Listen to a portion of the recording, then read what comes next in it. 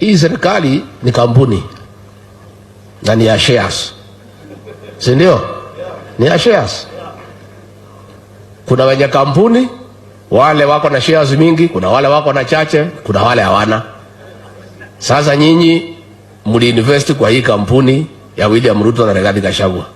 Sasa lazima mvune. Mr. President, on Sunday, I overheard your Deputy Rigathi Gachgua claim that government is like a company with shareholders. Hii serikali ni kampuni na ni ya shares, si ndio? Ni ya shares.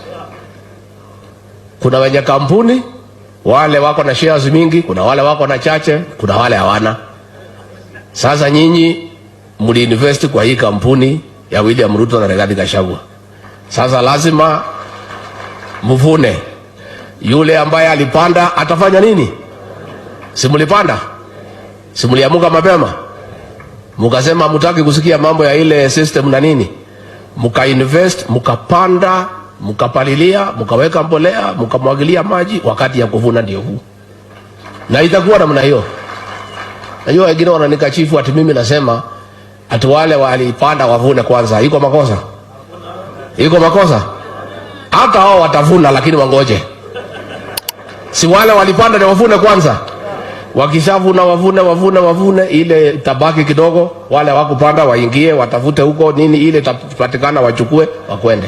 As a matter of fact, the statement by your DP has shed more light into what your regime's priorities look like. Initially, Kenyans were wondering why you seem oblivious to the cries of the hustler of a rising cost of living and deteriorating economic circumstances, even though you had promised to sort out the economy within the first 100 days in office.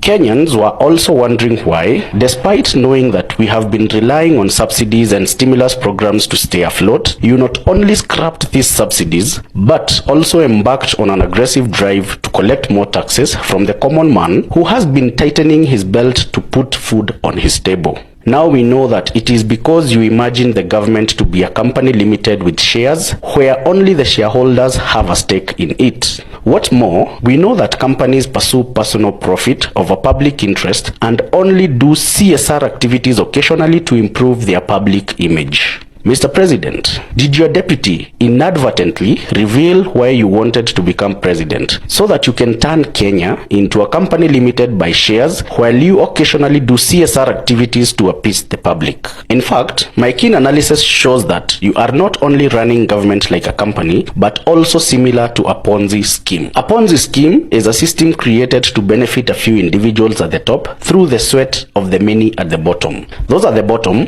are told to part with money with the promise of very lucrative returns. Eventually, the operators of the same scheme divert the money collected from those at the bottom for personal use. How is this Ponzi scheme set to run? Through taxes. Mama mbogas, watu wa boda boda, and the hustlers are the investors in this scheme, where the heavy taxes imposed on them are the investment. The returns are the promises you made during the campaign trail.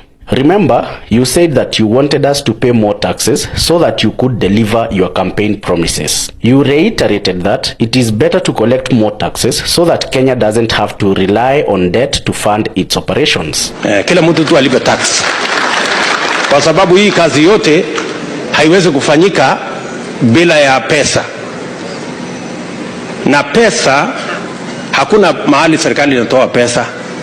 Pesa inatoka kwa ushuru ambayo kila mwananchi analipa. Your target for the financial year 2022-2023 is 3 trillion shillings. However, the reality on the ground is that despite collecting more taxes, you have still gone ahead to borrow money. So, within 6 months in office, you have collected more taxes from Kenyans, borrowed more money while scrapping subsidies which you said were unsustainable. At the same time, there has been little intervention to bring down the cost of living and to cushion Kenyans from harsh economic times, and you still blame the previous government for the state of the economy. Mr. President, the biggest question that I'm asking you today is, where is all the money you are getting from taxes, from the debt you have borrowed, and from the opportunity cost of scrapping subsidies? Remember, there are no capital-intensive projects that your regime is undertaking. Project spending has reduced by 43 billion shillings. Is your government running like a Ponzi scheme where all the money collected is going to line the pockets of a few individuals whom your DP may have been referring to as shareholders of this country, or is it company called Kenya? Mr. President, is that what you meant by bottom up? That you will tax those at the bottom of the pyramid to pay those at the top like yourself and your deputy, the shareholders? Mr. President, we need answers.